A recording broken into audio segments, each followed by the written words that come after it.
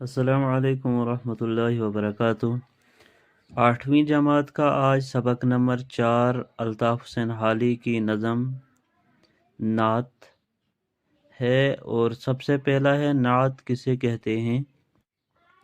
نعت اس کو کہتے ہیں جس میں حضور اکرم صلی اللہ علیہ وسلم کی تعریف کی جائے، اسے نعت کہتے ہیں۔ اس کے بعد ہے سوال نمبر 1، اس نظم کے بندوں کی تشریح بیان کیجیے۔ سب سے پہلے جو تشریح کی ہیڈنگ لکھنی ہے، اس میں یہ ہیڈنگ دینی ہے کہ یہ نظم یعنی نعت الطاف حسین حالی کی ہے۔ اس میں انہوں نے حضور محمد صلی اللہ علیہ وسلم کی تعریف کی ہے۔ انہوں نے اس نعت میں یہ بتایا ہے کہ وہ رحمت للعالمین تھے، پوری دنیا کے لیے ایک رہنما بن کر آئے۔ انہوں نے لوگوں کو راہ راست دکھایا اور برے راستے پر چلنے سے روکا۔ بند نمبر 1 ہے، وہ نبیوں میں رحمت لقب پانے والا، مرادیں غریبوں کی برلانے والا، مصیبت میں غیروں کے کام آنے والا، وہ اپنے پرائے کا غم کھانے والا، فقیروں کا ملجا، ضعیفوں کا ماوا، یتیموں کا والی، غلاموں کا مولا۔ اور اس بند کی جو تشریح ہے کہ اس بند میں الطاف حسین حالی کیا کہنا چاہتے ہیں، سب سے پہلے اوپر جو دیا گیا ہے وہ ہیڈنگ دینی ہے۔ اس کے بعد اس بند کی تشریح نیچے دی گئی ہے، یہ لکھنی ہے۔ اس بند کی تشریح پہلے بند میں الطاف حسین حالی کہتے ہیں کہ وہ نبیوں میں رحمت لقب پانے والے، آپ صلی اللہ علیہ وسلم آخری نبی تھے جن کو رحمت للعالمین کا لقب ملا، اور وہ غریبوں کی مرادیں پوری کرتے تھے اور غریبوں کے کام آتے تھے، فقیروں کو پناہ دیتے تھے، ضعیف کو ٹھکانہ دیتے تھے، یتیموں اور غلاموں کی سرپرستی کرتے تھے۔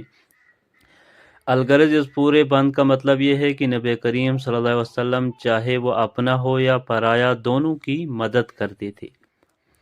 اور دوسرا بند ہے، خطا کار سے درگزر کرنے والا، بد اندیش کے دل میں گھر کرنے والا، مفاسد کا زیر و زبر کرنے والا، قبائل کو شیر و شکر کرنے والا، اتر کر ہرا سے سوئے قوم آیا، اور ایک نسخہ کیمیا ساتھ لایا۔ نسخہ کیمیا یہ قرآن مجید کی طرف اشارہ کیا ہے۔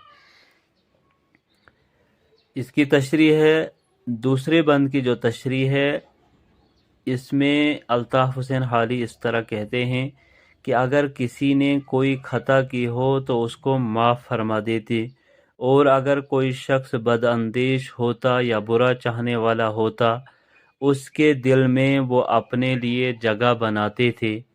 وہ ان سے بدلہ نہیں لیتے تھے بلکہ ہمدردی سے پیش آتے تھے۔ اگر کوئی فساد کرتا تو اس کو اپنے طریقے سے سمجھاتے تھے، بدلہ نہیں لیتے تھے بلکہ قبائل کو شیر و شکر کرنے والے تھے، یعنی کہ ان کے ساتھ محبت سے پیش آنے والے تھے۔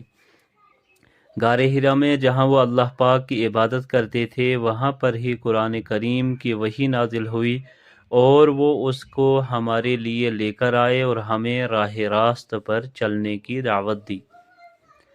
بند نمبر 3 جو آخری بند بھی ہے، مسخام کو جس نے کندن بنایا، خرا اور کھوٹا الگ کر دکھایا، عرب جس پہ قرنوں سے تھا جہل چھایا، قرن کہتے ہیں سینچری کو، پلٹ دی بس ایک آن میں اس کی کایا، رہا ڈر نہ بیڑے کو موجے بلا کا، ادھر سے ادھر پھر گیا رخ ہوا کا۔